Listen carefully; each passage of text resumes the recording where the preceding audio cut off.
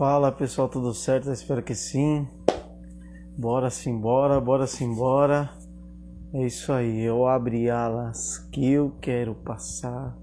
Eu abri alas que eu quero passar. Tudo certo, gente? Final de semana aí de carnaval. Espero que vocês estejam vivendo aí para a glória de Deus mesmo nesse final de semana de tanta festa. Hoje nós vamos falar de outra festa. E como o capítulo é longo, pessoal, eu vou tentar correr aqui. Por favor, manda já pro pessoal que você ama, pra gente nesse final de semana de festa a gente falar de uma outra festa. Por favor, manda para todo mundo aí que você ama. Eu vou encaminhar aqui pra galera. Fica à vontade aí, rapidinho eu vou mandando aqui, tá bom? Mas você sabe que sempre a gente...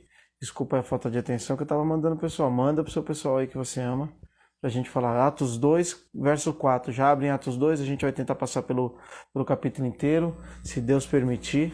O capítulo é grande. Estamos na série em Atos. A gente sabe já que Atos é um livro que tem o objetivo de mostrar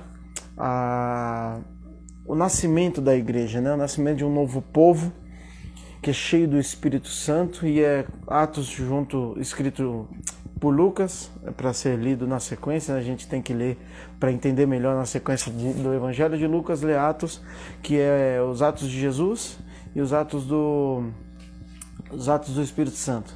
Atos de Jesus e Atos da sua igreja.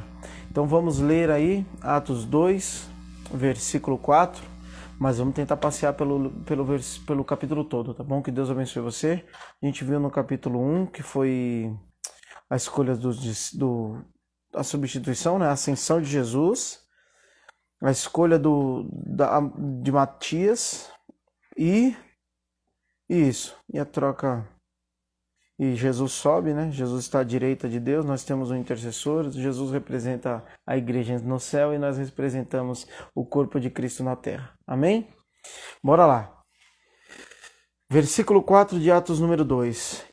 E todos ficaram cheios do Espírito Santo. Só até aqui eu quero ler. Glória a Deus, bendito seja o nome do Senhor. Bendito seja o nome do Senhor. Vamos orar. E todos ficaram cheios do Espírito Santo.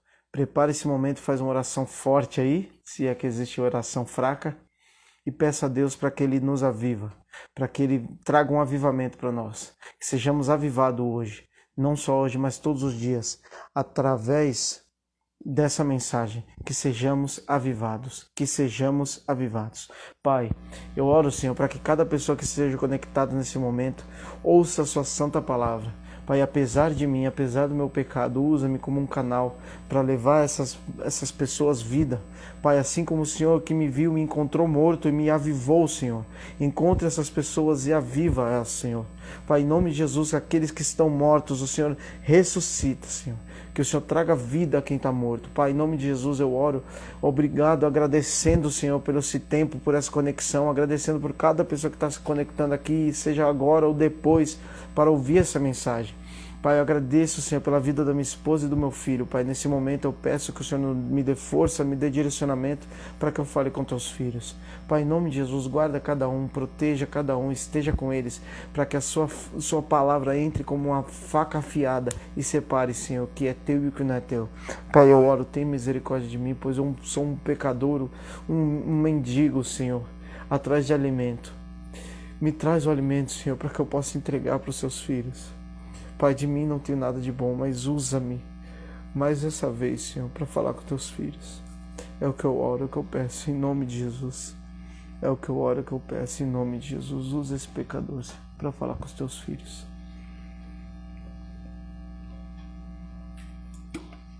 Bora lá, Atos 2, né? Só relembrando, nós já vimos Atos 1, nós sabemos que Atos foi escrito para o Teófilo.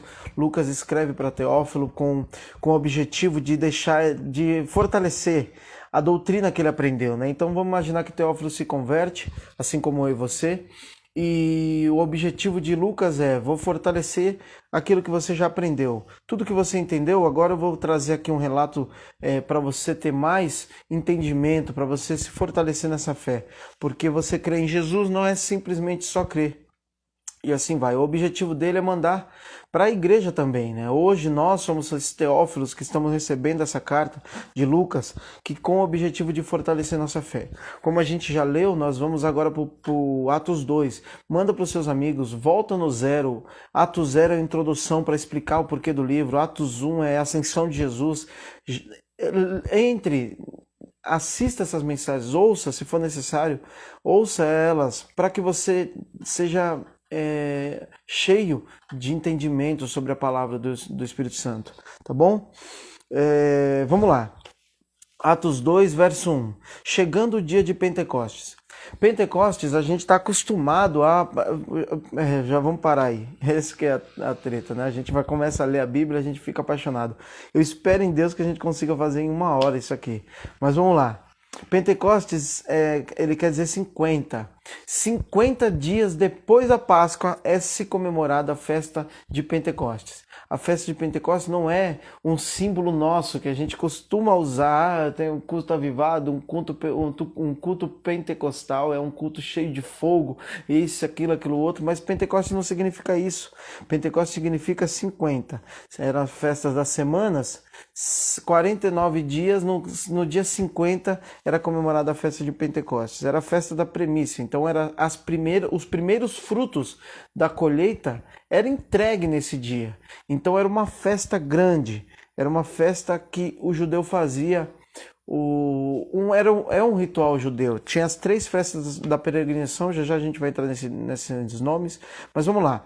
Versículo 1 de Atos 2. Chegando o dia de Pentecostes, como a gente acabou de falar, depois da Páscoa, conta 50 dias. Tem a Páscoa, que é o dia do sacrifício do Cordeiro, que é o dia que Jesus morre. Depois da sua ressurreição, 50 dias. 40 dias Jesus esteve com eles, depois ele pede para que eles aguardem em Jerusalém, depois de 10 dias, então, por isso que se conta 50 da Páscoa. 50 da Páscoa, Pentecostes, é o dia da festa das entregas das primícias. E estavam todos reunidos num só lugar. Então Jesus vem e dá aquela, fica em Jerusalém, vocês vão ser revestidos de poder e depois vocês vão começar a missão aí que eu dei para vocês. Então eles estavam reunidos. E infelizmente a nossa cultura hoje era muito individualista. Infelizmente a gente só pensa na gente, a gente usa Deus, a gente usa a palavra de Deus para os nossos desejos. A gente fala de coisas, a gente ensina coisas, a gente quer mostrar para as pessoas coisas que são individuais, que são só nossas. A nossa fé se tornou individual. E a gente começa a ler Atos e a gente começa a ser constrangido de como eles viviam em comunidade. Eles estavam todos reunidos num só lugar. Todos reunidos em um só lugar. Mas Deus fala comigo todo dia eu oro, todo dia.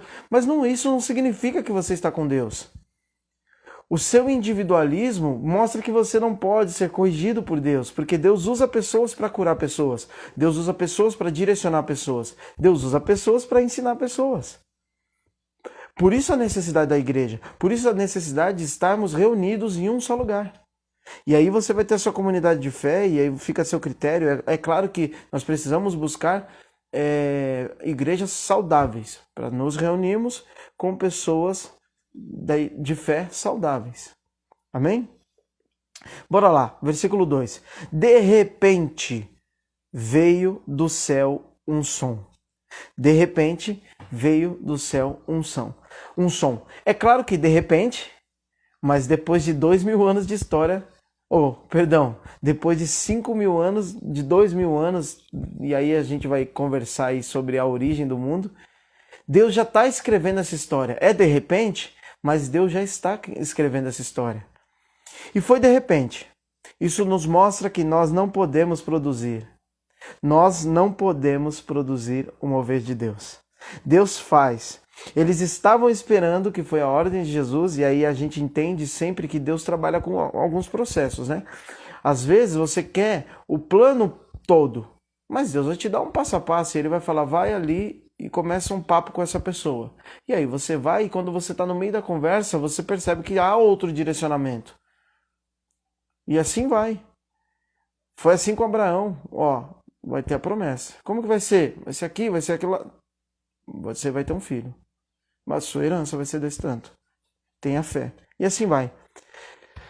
E Deus já tinha prometido isso. Deus já tinha prometido isso. Nós vamos ver, se eu não ler, depois leia Ezequiel. A Bíblia fala que todos serão cheios do Espírito Santo. A Bíblia já tinha previsto isso. Tudo que acontece está debaixo da soberania de Deus. Então, eles ouviram, de repente, veio um som do céu, como de um vento muito forte, encheu toda a casa na qual estavam assentados. E viram o que pareciam ser línguas de fogo, que se separavam e pousavam sobre cada um deles. Aqui nós vemos que ele está descrevendo o que aconteceu no momento. O que aconteceu ali, ele está descrevendo. Só que provavelmente foi mais que isso e a gente não consegue ter dimensão do que aconteceu. Mas quis Deus que estivesse lá, como de um vento, não foi um vento. Muitas vezes a gente canta música e fala, Deus vem com o seu vento, sopra o seu vento, mas era o som como de um vento. E era como se fosse línguas de fogo. E aí a gente percebe que quando tem uma queimada, um desmatamento em algum lugar, a gente percebe que é a união de fogo com vento. Aí a gente é até curioso, porque não é isso que está escrito, não está falando isso, mas um vento com fogo, ele espalha o fogo. E a gente percebe depois que isso vai acontecer com a Igreja de Jesus. Ela vai ser espalhada, aquele fogo vai ser transmitido para outras pessoas. O fogo não vai ficar ali. Amém? Então eles viram que parecia como línguas de fogo, como de um vento, línguas como de fogo. E cada um deles recebeu. A Bíblia deixa bem claro que Deus ele não escolhe um só. Deus ele não está mais direcionando uma só pessoa. Ele está em todos. Ele está com o homem, está com a mulher, ele está com os pais, ele está com os filhos, ele está com o rico, ele está com os pobres, ele está, com branco, com preto, ele está com alto, com baixo, com são, com doente, ele está com todos. O Espírito Santo pode encher você nesse momento.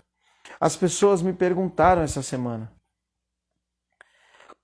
o que você acha sobre o que está acontecendo lá no seminário e tal, e eu não estou acompanhando, mas eu fico pensando assim, uma das coisas que entra no meu coração e provavelmente seja Deus lá, é que não tem ninguém noticiando, vem aqui que aqui está Deus, vem aqui que aqui tem Deus, vem aqui que Deus chegou aqui, vem aqui para o culto do avivamento. Não tem ninguém falando isso. Está acontecendo, está fazendo barulho. Por si só. A gente vê um incêndio e ninguém precisa falar, ali está tendo um incêndio. Você vê a fumaça, você vê o fogo. Ninguém precisa ficar fazendo barulho para que você saiba que ali está tendo fogo. Amém? Bora lá. Todos ficaram cheios do Espírito Santo. Isso é tremendo. Agora o que a gente vai ler.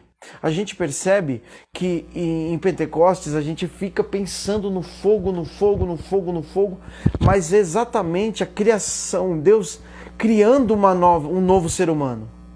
Jesus vem, Jesus não é um padrão Jesus não é um exemplo a ser seguido. Ele é o padrão que nós devemos viver. Jesus ele diz, eu tenho que ir para que venha o Espírito Santo. E aí vem o Espírito Santo e a gente percebe que isso é o padrão de Deus. E aí nós vamos fazer um outro paralelo, porque nós temos em outros lugares, e eu vou ler para a gente entender que Pentecoste não é um barulho, Pentecoste não é um balanço do corpo, Pentecoste não é uma falação, um balbuciar de palavras. Nós vamos ler que é uma criação de um novo tempo de Deus. Pentecostes inaugura um novo tempo de Deus. E aí eu não preciso abrir, eu leio aqui, mas se você quiser ler depois, em Êxodo 40, de 33 e 34, está escrito o seguinte: Moisés armou o pátio em volta da tenda e do altar pendurou cortinas na entrada do pátio. E assim ele terminou todo o trabalho. Então aqui Moisés está construindo a tenda para ter um encontro com Deus. Então uma nuvem cobriu a tenda e ela ficou cheia da glória de Deus. Bendito seja o nome do Senhor. Felipe, não estou entendendo nada. aqui eu estou querendo te mostrar uma coisa. Uma vez, Moisés fez a tenda para que Deus habitasse entre os homens, e Deus veio e encheu essa tenda com sua glória. Bendito seja o nome do Senhor. Mas tem uma segunda vez que isso acontece. Em 2 Crônicas 7, de 1 a 3. Quando Salomão terminou a oração, desceu fogo do céu e queimou completamente o animal oferecido por sacrifício. E aí anda mais um pouquinho. E aí o sacrifício do animal e outros sacrifícios que tinham sido oferecidos. E aí, 2 Crônicas 7, 1. E a glória do Senhor encheu o templo. E a glória do Senhor encheu o templo. Por causa dessa luz, os sacerdotes não puderam entrar no templo. E ao verem o fogo descer e a glória do Senhor encher o templo, todos os israelitas que estavam ali no pátio ajoelharam-se, encostaram-se no rosto ao chão e adoraram a Deus, louvando ao Senhor, porque Ele é bom e o seu amor dura para sempre. Primeiro vem na tenda, depois enche o templo e a glória de Deus desce. Porém Esdras 6,15. Porém Esdras 6,15 está escrito o seguinte: acabaram a construção do templo no dia 3 do mês de Adar, no 6º ano do reinado de Dário. E não tem o enchimento e o fogo e a nuvem da glória de Deus. E aí eu queria dizer para você que o cristianismo é a única religião que não tem templo. O templo do cristianismo é a sua igreja. E a sua igreja é a comunhão dos santos. A igreja é o conjunto de irmãos. A única religião que não tem templo é o cristianismo. Por quê? Porque nós somos o templo do Espírito Santo. Nós somos o templo do Espírito Santo. E assim foi na tenda. Por que em Esdras não desce a nuvem e não vem a glória de Deus? Porque a pedagogia de Deus já tinha mudado. O plano de Deus já não era mais esse. O plano de Deus era o que está escrito em Jeremias. Se eu não me engano, vou falar besteira talvez. Que Ezequiel fala assim: eu não vou encher mais a tenda. Eu não vou habitar mais no templo. Eu vou estar em vocês, meu povo. E agora nós temos Deus, o Espírito Santo em nós. Glória a Deus, bendito seja o nome do Senhor. E eles começaram, agora voltando para Atos, eles começaram a falar em outras línguas, conforme o Espírito os capacitava. E aí, a gente percebe que quando você é cheio do Espírito Santo, quando Deus toma você, você não consegue não falar. Por isso o símbolo é línguas. Porque não tem como você ser cheio do Evangelho, ser cheio de Deus e não falar sobre isso.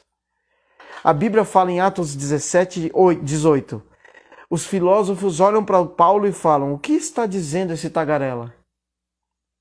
O que tanto ele fala? Porque quem está cheio de Deus fala. Não adianta você vir com aquela história de prega o evangelho, se possível use palavras. Você só sabe que você é pecador e você precisa se arrepender se alguém te disser. Eu posso ser o melhor que for, você pode ficar constrangido com a minha atitude. Porém, isso não vai te salvar. Isso não vai te transformar e não vai te encher do Espírito Santo. Vai te encher do Espírito Santo quando eu disser: arrependa-se do seu pecado. Jesus morreu por você na cruz. Seja cheia do Espírito Santo. Bendito seja o nome do Senhor. Porque Deus é um Deus que fala. Deus, Ele quer o tempo todo. A Bíblia foi escrita para que Deus falasse em sotaque humano, sim, mas falasse com o teu povo. Amém, glória a Deus. Versículo 5.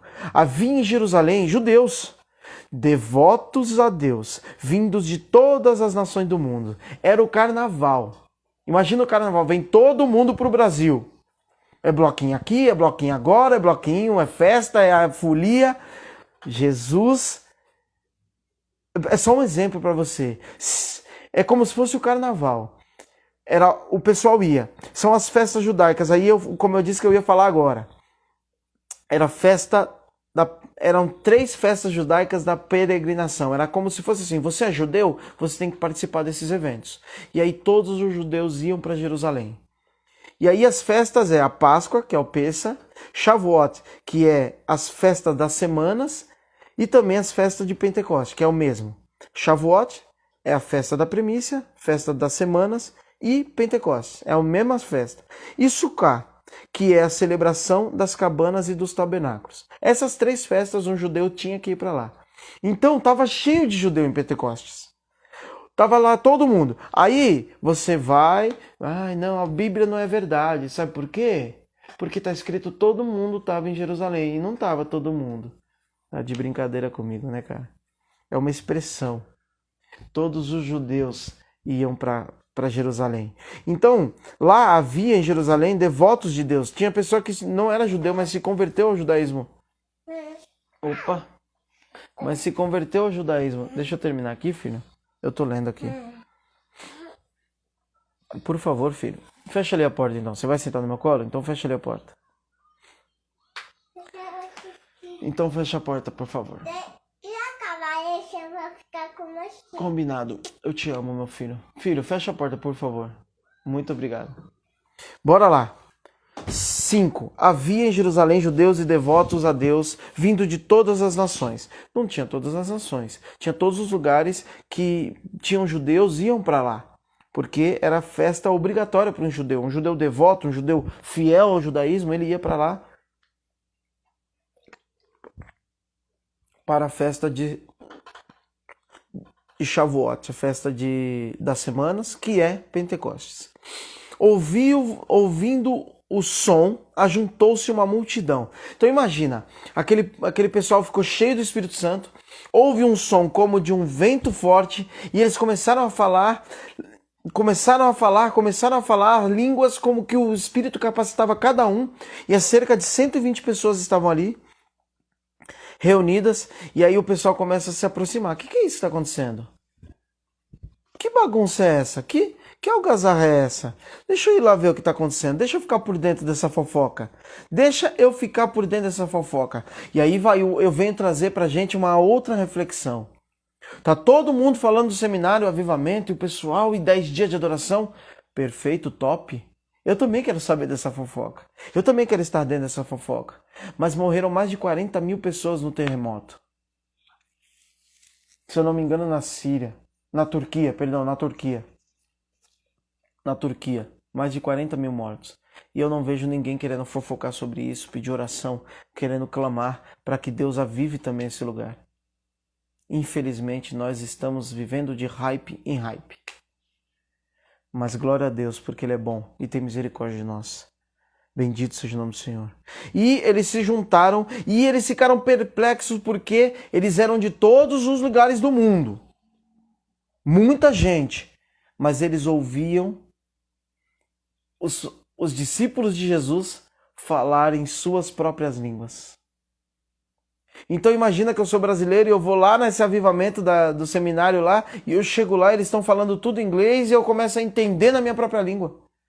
E alguns deles começam a falar português comigo. É claro que hoje muita gente fala português deve estar lá. Mas nesse dia aqui, não era assim, porque eram galileus, eram pessoas que não sabiam nem ler. Quanto mais falar um outro idioma. E eles ficaram perplexos, porque estamos ouvindo as grandezas de Deus em nossa própria língua. Não era só qualquer coisa, era o que Deus ia fazendo. Então vamos imaginar que eles começaram a pregar o evangelho. Imagina que está falando outra língua. Imagina que está falando em árabe. E ele começa a falar em árabe. Veio um homem, viveu aqui, ele é Jesus, ele morreu e ele ressuscitou. E Deus está nos enchendo do seu espírito. Porque foi profetizado. E assim vai. E eles ficaram, como assim eu estou ouvindo a minha própria língua? É terrível, porque é um milagre de Deus. O milagre estava lá, porque eles estavam falando árabe, estavam falando alemão, estavam falando francês, sei lá, eles estavam falando latim, porque a época era Roma, Roma falava em latim. Estavam falando na língua do pessoal, e aqui a gente vai ler a língua. As pessoas e os lugares que estavam, eles estavam assim, gente, eu estou ouvindo na minha voz de nascença, na voz que minha mãe me ensinou. Que é literalmente isso que está escrito aqui. Eles ficaram atônitos e maravilhados, versículo 7. Eles perguntavam, acaso não são esses galileus? Esses homens que estão falando? Por acaso eles não são galileus? Tipo assim, eles não tem nem escola para eles, cara. Como que eles estão falando um novo idioma? Eles não fizeram CNA, CCA, Wizard, cultura inglesa. Eles não fizeram. Como que eles estão falando outro idioma? Eles não têm nem dinheiro, nem na escola aprendeu o verbo to be, tá falando inglês, tá falando hebraico. Como assim? Então, como ouvimos cada um de nós em nossa própria língua? Aí tinha gente de partos, medos, elamitas, habitantes da Mesopotâmia, Judéia, Capadócia, do ponto e da província da Ásia, da Frígia, Panfilha, Egito e da parte da Líbia, próxima a Cirene. Eles estavam visitando, tinha visitantes vindo de Roma, tanto judeus como convertidos ao judaísmo, cretenses e árabes. Então tinha muita gente. E nós ouvimos declarar as maravilhas em nossa própria língua. Atônitos e perplexos, versículo 12, todos perguntavam uns aos outros: o que isso significa? Aqui não é mais o que eles estão dizendo, porque eles estão entendendo. Aqui é o quê? Cara, eles estão falando que isso é um mover de Deus, que é o Espírito Santo. Isso, eles falando dessa nova língua, o que significa isso? E aí você fica, poxa vida. São pessoas simples, sem letra. É um milagre que nós estamos ouvindo. Eles estão falando a nossa língua. Como assim? E aí, a gente precisa também parar de falar crentez. A gente precisa parar de falar misericórdia, glória a Deus. Não por falar.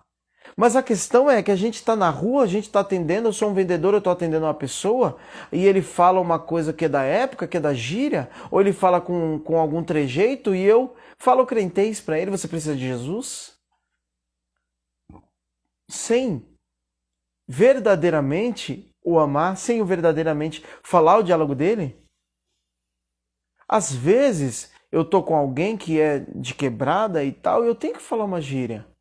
Eu tenho que falar a língua. Gente, aqui Deus está deixando bem claro: eu, Deus, estou falando a língua dos homens.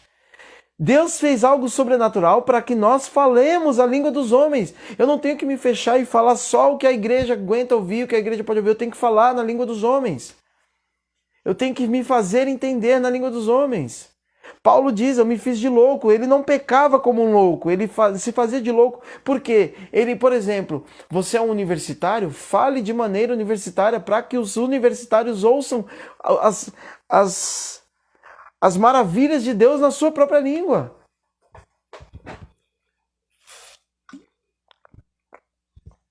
Nós precisamos falar na língua dos homens.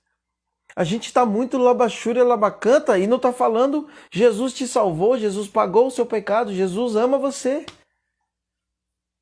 Muitas vezes a gente está falando para pessoas. Agora entrou uma amiga minha, pedagoga, a melhor pedagoga que eu conheço no mundo. Às vezes eu vou ter que usar uma linguagem de professores para falar com os professores. Olha, não termina não, tá? Eu não vou terminar, eu vou tentar não terminar. Eu vou tentar não terminar. E eu vou ficar aqui, tá? Tá, dá um oi pra todo mundo. Fala oi, pessoal. Oi, oi. Fala assim: Jesus ama vocês. Fala pra eles que Jesus ama eles. Oi. Oi. Vai lá, por favor. Chamamos. Por favor, deixa eu fazer. Oi. Por favor, deixa eu fazer. Então, se eu tenho meu filho é uma criança, eu não vou falar a minha língua. Eu vou falar como criança. Falar: ó, filho, Jesus... O que Jesus fez por você? Ele te salvou e te deu perdão. E agora? E agora ele vive aonde? E agora ele vive... Agora, filho, no seu coração? Então é isso. Aí eu vou usar uma música infantil para que a linguagem de Deus... Para, por favor, e dá licença pro pai. Eu vou usar uma linguagem mais infantil para que ele entenda a linguagem de Deus no sotaque dele. Para, por favor, e vai lá para a sala. Muito obrigado, filho. Fecha a porta, por favor. Tá bom? Assim você está atrapalhando, assim você não está ajudando. Eu te amo. Ai, você não fala assim, eu vou ir. Tá bom, vai lá. Pronto. Bora. Então a gente às vezes tem que mudar o nosso linguajar, a gente tem que falar de uma maneira diferente. Dependendo do lugar, você vai ter que falar a linguagem mais séria. Dependendo do lugar, você vai ter que falar a linguagem mais simples, mais informal. Para quê? Para que os homens entendam a mensagem de Deus. Bendito seja o nome do Senhor. Bendito seja o nome do Senhor. Versículo 13. Alguns outros, todavia, zombavam e diziam: eles beberam vinho demais. E aí? Sempre vai ter alguém que vai zombar. Sempre vai ter alguém que não vai entender. Sempre vai ter essa dicotomia. Entrou Deus na jogada, entrou o Evangelho, vai ter polarização. Como assim, Felipe? Vai ter aqueles que vão entender e crer, e vai ter aqueles que não vão entender e vão zombar. Sempre. Colocou Deus na jogada, não tem meio termo para o Evangelho e a palavra de Deus. Ou você vai crer, ou você vai zombar. Ou você vai crer, ou você não vai entender e vai achar loucura. Mas é loucura. Mas nós temos que andar e as pessoas têm que entender e falar assim: poxa, esse parece que é bêbado esse cara, ele só vive doido. Não doido desse jeito. Mas o que acontece? Vamos lá. Peraí. Existe um grupo de pessoas que estão falando em outras línguas. E existe aquelas pessoas que eram da cidade mesmo. Aquelas pessoas que eram da cidade estão ouvindo outras coisas que elas não entendem. Por quê? São outros idiomas. Então elas vão fazer o seguinte: poxa, só pode estar falando desse jeito enrolado, mas ele está falando chinês. Porque o chinês estava ali para ouvir. Então para ele está bêbado, está falando besteira. Mas eu quero fazer um outro ponto para a gente, às vezes, nossa vida é tão simples, tão normalzinha, que ninguém pode te acusar de estar bêbado. Poxa, mas o cara vendeu o carro para ajudar uma pessoa que estava necessitada, uma família que estava passando fome. Ele vendeu para ajudar. Só pode estar bêbado. Nós não estamos bêbados. Muitas vezes nós estamos tão normalzinhos que não podemos nem ser acusados de estar bêbados e cheios do Espírito Santo. Tem um pastor onde eu congrego que ele contou uma história seguinte, que ele foi no mecânico com o carro dele, e aí o mecânico falou: acho que está precisando trocar pastilha de freio, alguma coisa assim. E ele falou: vou entrar em oração para Deus me dar uma direção para ver se é para trocar isso ou o que é para fazer. Aí o cara falou assim: o senhor é meio doido, né? Quanto que dá? Ele perguntou pro cara: quanto que dá? Dá uns R$75. Aí ele falou: mas eu vou orar e vou ver o que Deus direciona. Aí ele falou: o senhor é meio doido, né? E aí, para completar a história, ele volta lá depois e fala assim: Deus falou para eu voltar aqui. Aí o cara falou: poxa, o preço mudou. O preço do negócio mudou. O preço agora da sua pastilha é R$35. Aí ele falou assim: é porque eu tinha pesquisado o ano mais novo, o carro do senhor é mais antigo, R$35. Aí ele falou assim: é isso aí, mas eu vou orar para ver se eu troco agora ou troco daqui a pouco. E aí o cara vira e fala assim: o senhor parece doido. Mas não é doido. É uma pessoa cheia do Espírito Santo, parece que tá doido. Parece que tá bêbado. Tá todo mundo falando assim: seja feliz, faça o que você quiser, transe com quantas pessoas quiser, beije muita boca no carnaval. E você fala assim: não quero isso. Você só pode estar doido. Você é 19 anos, vai curtir a sua vida, rapaz. 22, 23 anos, vai curtir sua vida. Tá doido? Que é isso de ficar em casa com as pernas fechadinhas? Só pode estar doido. E infelizmente, às vezes, nossa vida está tão comum que ninguém pode falar que eu sou um bêbado cheio do Espírito Santo. Nem para zombar. Que Deus fale conosco. Que Deus fale comigo. Amém?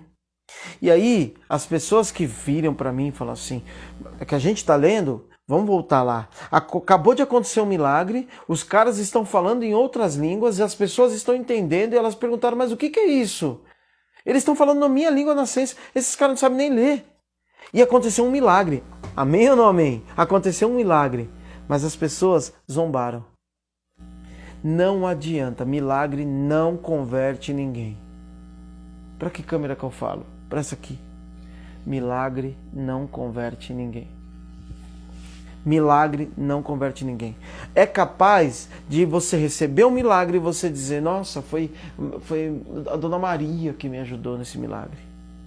Porque o milagre não vai converter. O que vai converter é a pregação do Evangelho. Você é pecador e se arrepende do seu pecado porque Jesus morreu para te salvar. Foi necessária a morte de um inocente para pagar o seu pecado. Arrependa-se, se converta a Jesus e você será cheio do Espírito Santo. Pregue a palavra, se possível use. Ou pregue o evangelho, se possível use palavras. Isso não existe. O milagre não é capaz de converter ninguém. Eles acabaram de ver o milagre. O pessoal viu o mar abrindo. O pessoal viu o mar abrindo no deserto e passou por dentro do mar e fugiu do Egito e depois estava reclamando. Não era melhor ter voltado? O milagre não converte. O que converte é a palavra de Deus. Bendito seja o nome do Senhor. Bendito seja o nome do Senhor. Então o pessoal pergunta: o que é isso? Então Pedro se levanta. Aqui, levantou, não é que ele levantou, mas é tipo assim, ele tomou a frente e ele começou a falar. Então Pedro, versículo 14, levantou-se com os 11, estava junto, em alta voz. Novamente, se você está cheio do Espírito, não dá para você ficar quieto. Será que você está pregando o evangelho? Será que eu estou pregando o evangelho? A gente precisa se perguntar. Dirigiu-se à multidão. Homens da Judéia, todos os que vivem em Jerusalém, deixe-me explicar isso. Ouçam com atenção. Estes homens não estão bêbados, como vocês estão supondo. Ainda não são 9 horas da manhã. Naquela época esse argumento valia, né? Então naquela época, 9 horas da manhã, não tinha ninguém bêbado, porque o bar não está aberto ainda e tal. Ao contrário, isto foi o que foi predito pelo profeta Joel. Então aqui você vai ver ele falando o que significa aquilo, porque foi para os apóstolos entregue o dom de escrever a Bíblia, o dom de interpretar a Bíblia de maneira divina a ponto de se tornar a Bíblia. Eles leem a Bíblia baseado no poder que o Espírito Santo deu para eles, a ponto de aquilo que eles interpretaram se tornar também Bíblia Sagrada. Deus deu esse dom aos apóstolos. Então ele está lendo a Escritura e, na verdade, você fala que ama a Bíblia, mas você não lê a Bíblia. Vamos lutar para que a Bíblia... Vamos lutar, mas você já leu a Bíblia? Você lê sua Bíblia? Não, pera, calma, bem devagar. Então eles escreveram a Bíblia. Eles não só interpretaram, os apóstolos fizeram Bíblia também. E assim, ele está falando da profecia. Então, para o judeu, as profecias e o livro judaico, os livros da sua religião estavam memorizados. Eles memorizavam os livros. Eles memorizavam os livros. Então, quando ele fala o que está previsto, todo mundo já para. Vamos ver o que ele está falando, porque a gente já sabe a lei. A gente conhece a lei. A gente conhece a lei. Então, ele vai falar, vamos ver se está certo. E ele diz, assim como estava escrito, porque a grande profecia é a Bíblia. Mas existem profecias particulares, existem profecias individuais, mas a profecia é a Bíblia. Então vamos lá. 17. Nos últimos dias, o que ele muda da profecia de Joel é que Joel fala, e depois disso, e ele fala nos últimos dias. Nós estamos vivendo os últimos dias. A partir de Pentecostes, nós estamos vivendo os últimos dias. Então só falta a volta de Jesus. Nós estamos vivendo os últimos dias. Nos últimos dias derramarei do meu espírito sobre todos os povos. Não é só mais para Jerusalém, não é mais só para o povo judeu, é para todos os povos. E aí uma das evidências é a língua para todas as nações. Os seus filhos e suas filhas profetizarão. Os jovens terão visões, os velhos terão sonhos. Sobre os meus servos e minhas servas derramarei o meu espírito naqueles dias, e eles profetizarão. Então teremos profecias. Teremos profecias de jovens, de velhos, de empregados, de empresários. Nós teremos profecias. Porque o Espírito Santo, aquele Espírito que tinha se calado, ficou 400 anos sem ter profecia nenhuma, ele aparece em João Batista e começa em Jesus e nos apóstolos um mover do Espírito Santo em profecia. Mostrarei maravilhas em cima, no céu, e sinais embaixo na terra. Sangue, fogo, nuvens de fumaça. O sol se tornará em trevas, e a lua em sangue, antes que venha o grande e glorioso dia do Senhor. E aqui é uma profecia específica para os fins dos dias, que é o momento que estamos vivendo. E todo aquele que invocar o nome do Senhor será salvo. Aqui não é só dizer, o Senhor me salva, mas todo aquele que crê em Jesus e pedir para que o Espírito venha, vai ser salvo e vai ser cheio do Espírito Santo. C.S. Lewis, ele leu a Bíblia para refutar a Bíblia. Mas aí ele fica maluco, que ele fala assim, cara, não é possível, cara. Lá em Ezequiel, lá em Joel, 700 anos antes de Pentecostes, os caras falam o que vai acontecer em Pentecostes. Não dá, cara. Não dá para dizer que isso aqui não é um livro de Deus. Não é um livro escrito por Deus. Cara, 700 anos antes os caras dizem, ó, vão amassar o cordeiro, vão moer uma pessoa, o Messias vai ser morto e ele vai ressuscitar. E acontece. Os filhos e filhas profetizarão porque todos serão cheios do Espírito de Deus.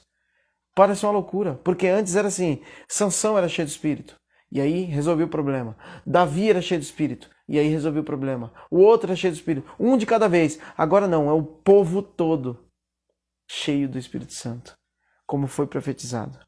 22. Israelita, ouçam essas palavras. Jesus de Nazaré foi aprovado por Deus diante de vocês por meio de milagres, de maravilhas, de sinais que Deus fez entre vocês, por intermédio dele, como vocês mesmos sabem. Então, como eu disse, milagre não converte ninguém. Jesus fez milagres e entregaram ele para ser morto, para ser crucificado. Filhão, por favor, filhão, você está atrapalhando, filho. Fica quietinho para fazer, tá bom? Tá bom? Por favor. E ele fez sinais, e vocês viram que ele era o Messias. Então o cara está perguntando, o que aconteceu? O que é isso? O que significa essas... Para, por favor, Paulo Vitor. O que é esse milagre? O que quer dizer esse milagre? Aí ele está falando, ó, que Jesus veio, Jesus foi crucificado, Jesus fez milagres. Ele mostrou que ele era aprovado por Deus. Ele mostrou que ele era o Messias. Os feitos são para evidenciar a verdade dos caras. Então vamos imaginar, eu falo para você, eu sou um enviado de Deus.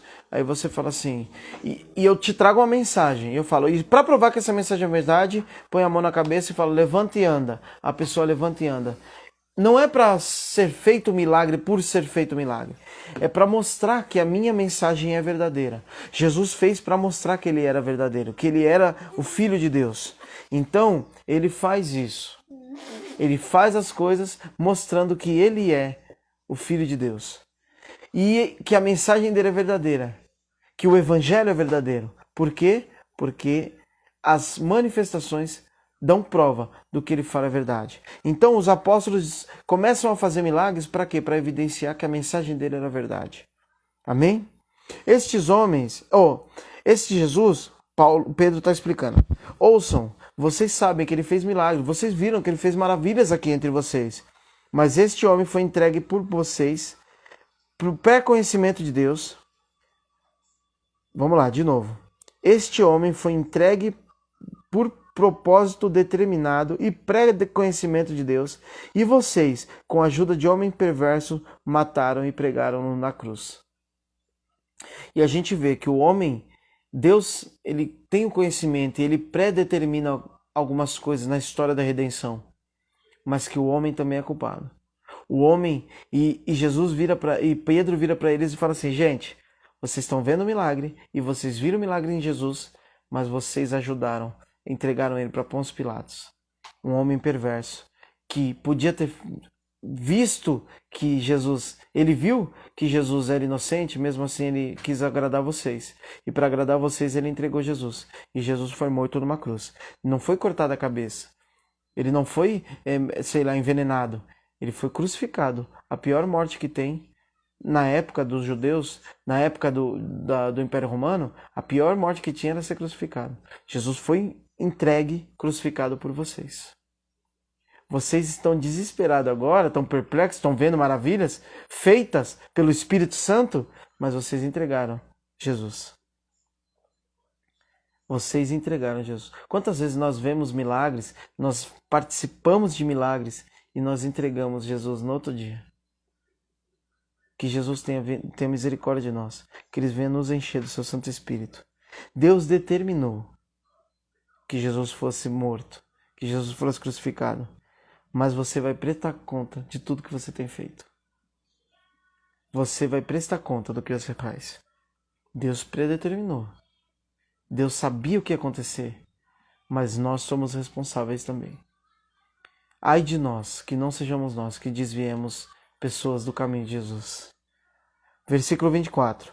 Mas Deus o ressuscitou dos mortos, rompendo os laços da morte, porque era impossível que a morte o retivesse. Perdão. Bendito seja o nome do Senhor. Jesus é morto, mas a morte não pôde o segurar. Bendito seja o nome do Senhor. É impossível que o Rei do Universo seja subjugado pela morte. Nós servimos ao Rei do Universo. Bendito seja o nome do Senhor. A respeito dele disse Davi, Pedro interpretando e apresentando profecias do Antigo Testamento. Davi era um profeta também, além de rei. Eu sempre vi o Senhor diante de mim. Ele está falando aqui na profecia. Porque ele está à minha direita. Não serei abalado. Por isso meu coração se alegra e a minha língua exulta. Quando você está cheio do Espírito Santo, não tem como sua língua não funcionar. O meu corpo também repousará em esperança. Qual é a esperança do crente? Que nós não ficaremos mortos. Minha esperança é morar no céu. Não, a sua esperança não é que você vai morar no céu. A sua esperança é que seremos ressuscitados da morte. Nosso corpo não será preso pelas amarras da morte. Agora quem morreu está lá, está preso. Mas virá o grande dia do Senhor e nós seremos ressurretos. E meu corpo também repousará em esperança, porque tu não me abandonarás no sepulcro, nem permitirás que o teu santo sofra decomposição. Aqui ele está falando de Jesus, que Jesus vai ressuscitar. Jesus vai morrer, o meu Senhor vai morrer e vai ressuscitar. Ele está falando do santo de Deus, que comprovadamente foi, porque ele morre e ressuscita depois de 3 dias. Tu me fizeste e conheceste os caminhos da minha vida, e me encherás de alegria na tua presença. A esperança do cristão não é escapista. Eu quero ir para o céu logo. Deus vem e me arrebata. Não. É ressuscitar e reinar junto com Jesus. 29. Irmãos, posso dizer com franqueza que o patriarca Davi morreu e foi sepultado. Tanto que ele não está falando dele, que ele não vai morrer e sofrer, que ele morreu e foi sepultado. E o seu túmulo está entre nós até o dia de hoje. Mas ele era profeta e sabia que Deus lhe prometera sob juramento, que os seus descendentes do trono seria para sempre. E para ser um descendente para sempre, ele não pode morrer. Jesus é o único rei que não pode morrer. Prevendo isso, falou da ressurreição de Cristo. Prevendo isso, falou da ressurreição de Cristo. E não foi abandonado no sepulcro, cujo corpo não sofreu decomposição. Depois de 3 dias ele ressuscita. O corpo dele, nós morremos e infelizmente nosso corpo vai decompor. Vai acabar. E aí Deus vai ressuscitar. De alguma forma que Deus sabe. Mas Jesus não. Jesus no 3º dia, o corpo dele glorificado está lá. Sem ter decomposição. E Jesus ressuscitou. E todos nós fomos testemunha disso. Bendito seja o nome do Senhor. E ele foi exaltado à direita de Deus. E recebeu o Pai e o Espírito prometido. E derramou sobre vocês que agora vem e ouve. Então vocês estão ouvindo o que Jesus profetizou que faria. Eu vou subir para que venha o Espírito e desça. O Espírito só vem porque Jesus foi. O Espírito só vem porque Jesus foi. Às vezes a gente fica, Jesus, fica aqui com a gente. Não, Jesus não vá.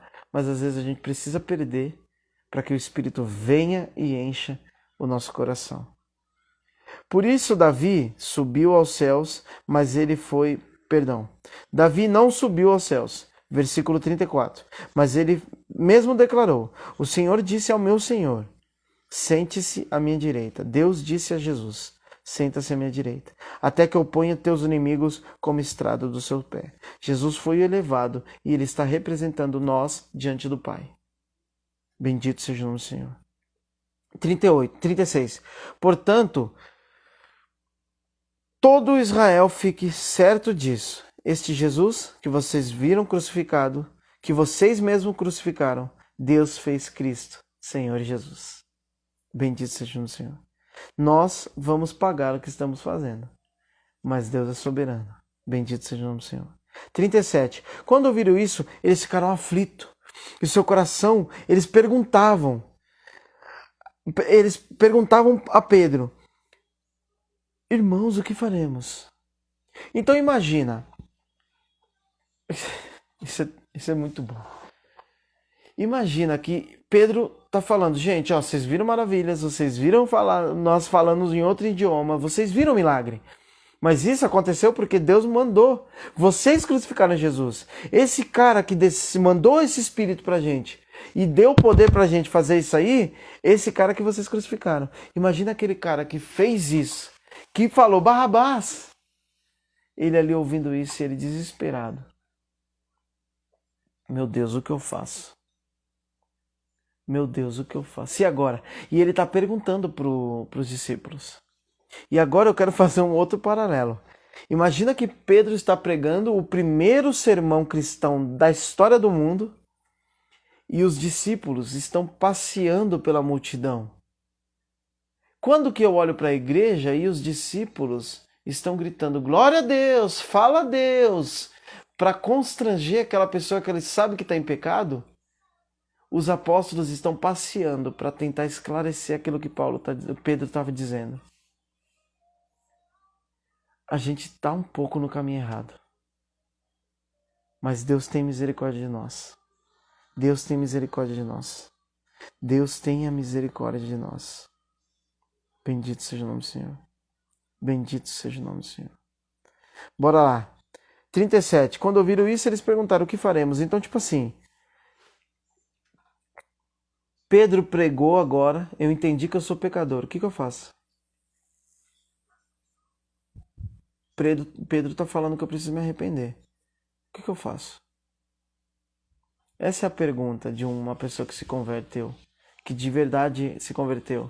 Ela quer saber: Deus, o que eu faço? Como eu vivo agora? Como eu vivo agora? Como eu vivo agora? E Deus tem tudo escrito para você. Como viver, como ser um casado, como ser um solteiro, como ser um pai, como ser um professor, como ser um filho. Tudo está escrito na Bíblia. Amém? Pedro respondeu a eles: arrependam-se, e cada um de vocês sejam batizados em nome de Jesus para perdão de seus pecados, e receberão o dom do Espírito Santo.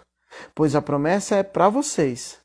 A promessa é para mim, a promessa é para você, para seus filhos e para todos que estão longe, até você. Todos que estão longe, pode ser longe do tempo, todos que estão lá em 2023, ou pode ser também todos da terra, estão longe geograficamente falando. Para todos quanto o Senhor, nosso Deus, chamar. Deus está chamando todo mundo. Alguns se arrependem, alguns não. Mas Deus está chamando todos. Estejam perto, estejam longe, filhos, suas filhas, todos. Deus é muito democrático. Então, Pedro apresenta a boa notícia do Evangelho, que é o que a gente acabou de ler. O pessoal faz a pergunta: e agora?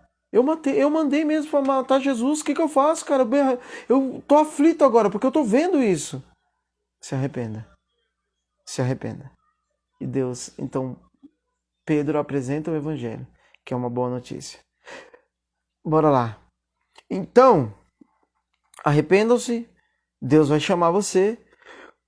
Versículo 40. Com muitas outras palavras, ele os advertia e insistia com eles: salvem-se desta geração corrompida. Os que aceitaram a mensagem e foram batizados naquele dia, houve um acréscimo de cerca de 3.000 pessoas. E aqui não está o sermão completo. Aqui está só um pedaço do que Pedro disse, porque ele deve ter falado muitas outras coisas. Mas converteu 3.000 pessoas. Nós hoje, presta atenção, um sermão converteu 3.000 pessoas. Hoje eu preciso ouvir 3.000 sermões para eu me converter. Infelizmente, nós estamos um pouco no caminho errado. Nós talvez não estamos cheios do Espírito Santo. Se tirar o Espírito Santo da igreja, da sua igreja, por exemplo, que você frequenta, talvez não mude nada no culto. Talvez não mude nada na liturgia. Se o Espírito Santo sair, talvez você não mude nada na sua vida. Você vai continuar agindo da mesma forma, vivendo do mesmo jeito, fazendo as mesmas coisas. Bendito seja o nome do Senhor. 42. Eles se dedicavam ao ensino dos apóstolos. Então vamos lá, as pessoas se converteram, essas 3.000 pessoas, e aí elas falavam assim, o que eu tenho que fazer? Elas se dedicavam aos ensinos dos apóstolos. Opa! Estude sua Bíblia. Você se arrependeu agora? Você entendeu que Jesus é o Senhor? Estude sua Bíblia. Entenda o ensino dos apóstolos. Entenda o que está escrito na Santa Escritura, para que você possa verdadeiramente viver aquilo que você tem para viver em Jesus.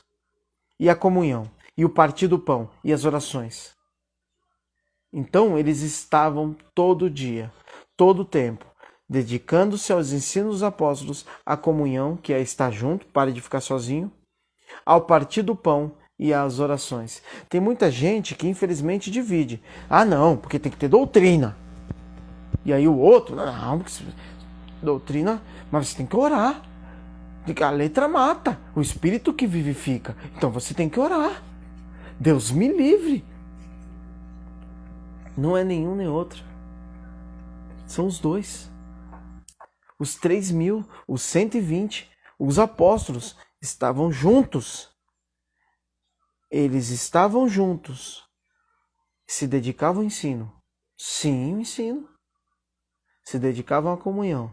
Sim, o partir do pão, a conversa, o papo. E aí, como está a sua semana? E as orações. Bendito seja o nome do Senhor. Fala conosco, Senhor. Fala conosco, Senhor. Fala conosco, Senhor. Fala conosco, Senhor. Bendito seja o nome do Senhor. Você não lê a Bíblia, por isso você não se desenvolve. Você não aprende os ensinos, por isso você não se desenvolve. Você tem tempo para tudo, mas o estudo, a oração e a comunhão fica para depois. Fala comigo, Jesus. Fala comigo. Por favor, me converta, Senhor. Eu quero me arrepender. Amém, Jesus. Todos estavam cheios de temor, e muitas maravilhas e sinais eram feitas pelos apóstolos. Não era todo mundo que estava fazendo milagre. Não era todo mundo que estava fazendo milagre. Porque os milagres eram para evidenciar que esses caras estão falando aí é verdade. Bendito seja o nome do Senhor. Ah, mas Felipe, você não faz milagre. Eu nunca vi você orando por alguém sendo curado. Sua mensagem então não é verdadeira? Você não precisa mais que eu faça milagre para você acreditar em mim. Porque isso já foi feito. Os milagres já aconteceram. O fato de você ter o texto da Bíblia, onde já foi perseguida, já foi queimada, já foi... O fato de nós termos o texto da Bíblia já é um milagre. É só ler e crer. Eu não preciso te provar que a minha mensagem é verdadeira, porque ela já foi provada pelos apóstolos. Eles morreram pegando fogo. O outro foi colocado dentro de um tonel de óleo fervendo.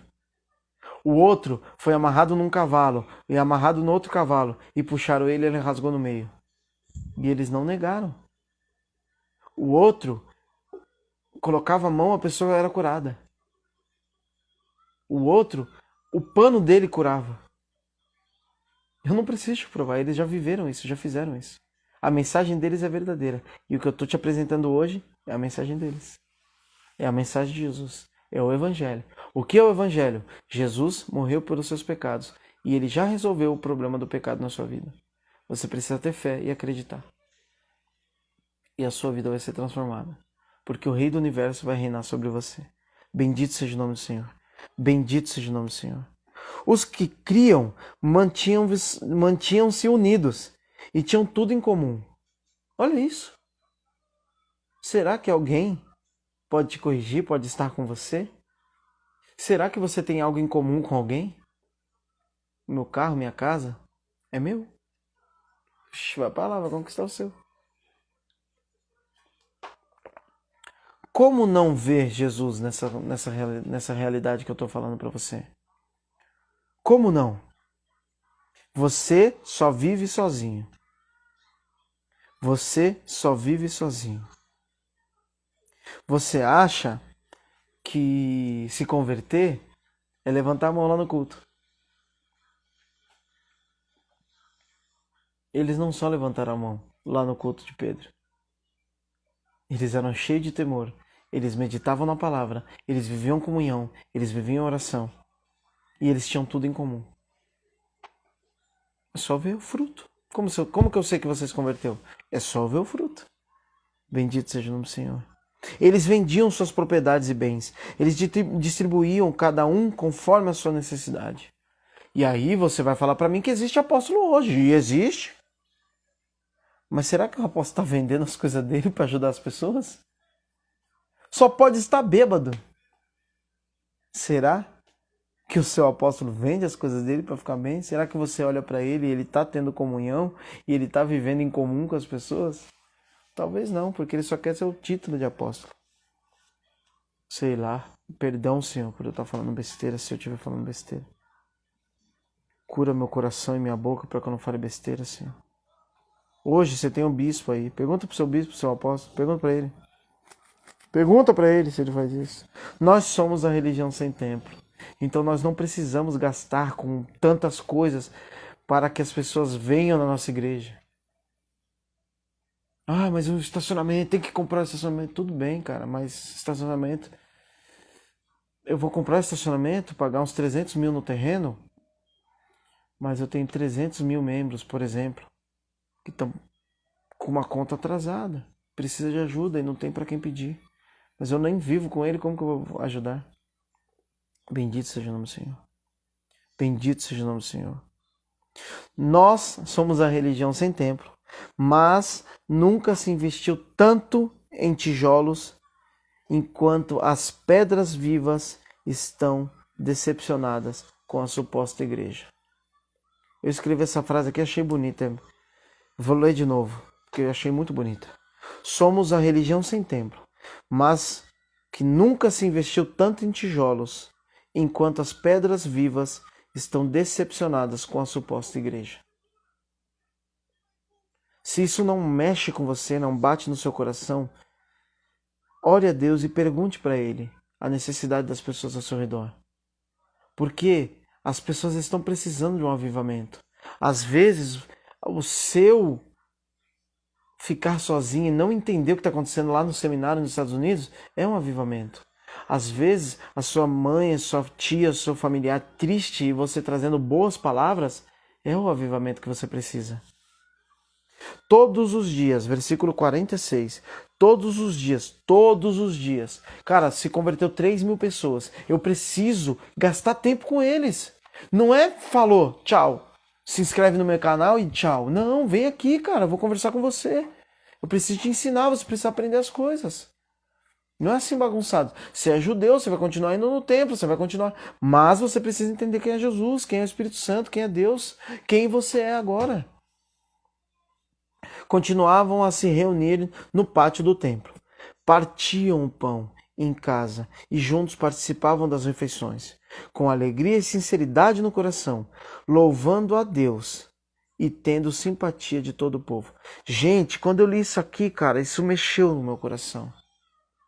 Gente, eles tinham simpatia de todo o povo. Imagina um povo que se reúne em comunhão, vende as coisas para ajudar o outro, anda com o outro, está junto, ajuda o próximo. Como que você não vai ter simpatia por esse povo? Gente, nós, os crentes, as pessoas não gostam mais da gente. As pessoas não querem ir para a nossa igreja. Por que será? Gente, esse povo aqui se converte, 3.000 pessoas numa pregação, cara. E aí tá junto, tá no Partido do Pão, tá ali, tá vendendo as coisas para cuidar das pessoas, gente. E nós estamos chatos. As pessoas não querem fazer negócio com a gente porque a gente é caloteiro. As pessoas não querem fazer sociedade com a gente porque a gente é mau patrão. A gente é mau funcionário. A gente é mau amigo, a gente não sabe ser amigo. A pessoa quer desabafar com a gente vira... vai pro inferno, viu? A gente, às vezes, só ouvir. A gente não sabe mais viver para a glória de Deus. As pessoas acham... Agora tá acabando e não tá acabando. Aqui tá quase acabando, ó. Falta só isso aqui, ó. Corre lá, corre então. Então corre lá que tá quase acabando. Gente, todos tinham a simpatia deles. Alguns relatos históricos fora da Bíblia dizem, cara, esses caras são demais, eles cuidam dos pobres deles e dos nossos pobres. Você nem faz parte da seita, mas eles cuidam de vocês, porque na época é considerado uma seita. A religião do caminho. Os caras do caminho, eles vendem a casa deles para ajudar você. Gente, a gente não tem mais... O pessoal não quer andar com crente mais. Se você é crente, você não é mais nem bem visto. Porque você é, às vezes, insuportável. Tinham a simpatia de todo o povo. E o Senhor lhes acrescentava diariamente os que iam sendo salvos. Claro que essa igreja vai crescer. Claro que a igreja vai crescer. Por quê?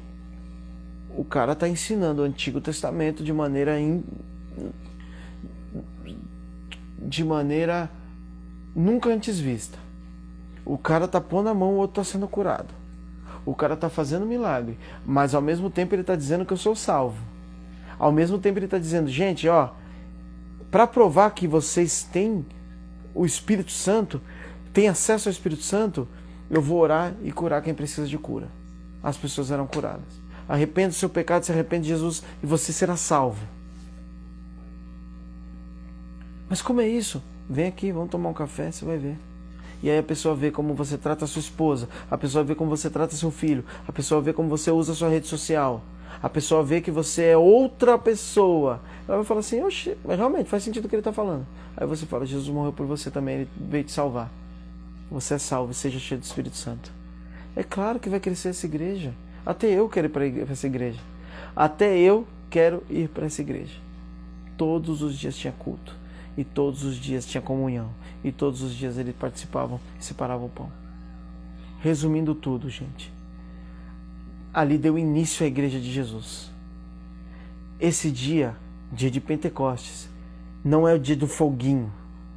É o dia que foi feito e nasceu um novo povo. Não é o fogo que muda o dia. É o coração de pedra que se torna de carne. É o nascimento de um novo povo, o povo de Jesus, o povo cheio do Espírito Santo. Bendito seja o nome do Senhor. Atos 2, Pentecostes, não é sobre girar no manto, é sobre ser transformado em uma pessoa mais parecida com Jesus. Que sejamos cheios do Espírito Santo, que o avivamento venha dentro do nosso coração, que alcance a gente, alcance a nossa pessoa, a pessoa que dorme no quarto da nossa casa, a pessoa que mora na nossa rua, que o avivamento aconteça. Tá acabando o meu desenho. Acabou o meu também aqui. Que sejamos avivados, que sejamos avivados, que esse povo de Atos 2 seja eu e você. Bendito seja o nome do Senhor. Podemos orar? Então bora. Acabou? Então vamos orar.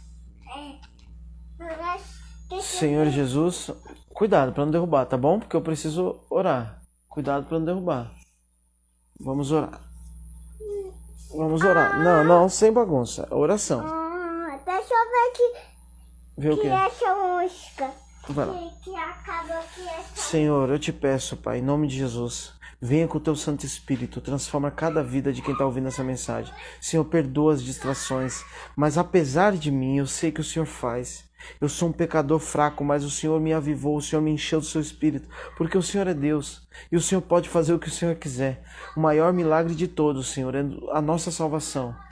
Pai, não é cura, não é prosperidade, não é nada, Senhor, é a salvação, o maior milagre de todos. E o Evangelho vem com esse poder, porque o Evangelho é o poder de Deus para a salvação. Senhor, nos ajuda a levar essa boa notícia às pessoas, nos ajuda a ser cheio do seu Espírito, com línguas de fogo, e que a gente não consiga segurar essa língua, e a gente sente no banco da condução e fale do Evangelho, que a gente sente no banco, na cadeira de trabalho e fale do Evangelho, que a gente atenda as pessoas e fale do Evangelho, para que a gente não seja antiético, mas que o seu Santo Espírito transborde, porque aquele que é cheio do Espírito fala, e fala as maravilhas de Deus, e fala aquilo que o Espírito Santo traz direto do céu. Pai, em nome de Jesus, ajuda-nos a ser uma igreja que tenha comunhão e que tenha o partir do pão. Pai, que o seu nome seja glorificado através da nossa vida, que o seu Santo Espírito nos transforme e que a mudança em nós seja uma mudança que transforme vidas. Pai, em nome de Jesus, vá até onde essa mensagem chegar, transforma as pessoas, salva, Senhor, pessoas, porque o Senhor pode. Eu não tenho nada, mas o Senhor tem. Então, seu Santo Espírito, eu oro para que o seu Santo Espírito encha as pessoas que estão ouvindo essa mensagem e elas sejam transformadas. Em nome de Jesus, sejam salvas e cheias do seu Santo Espírito. Em nome de Jesus. Amém, amém. Glória a Deus. Glória a Deus. Gente, muito obrigado por quem ficou do começo até o final. Obrigado por você que está ouvindo depois também. Que, em nome de Jesus, você seja cheio do Espírito Santo. Para que a gente seja essa nova igreja. Uma igreja verdadeira e bíblica. Cheias do Espírito Santo. Amém. Glória a Deus. Um abraço, pessoal.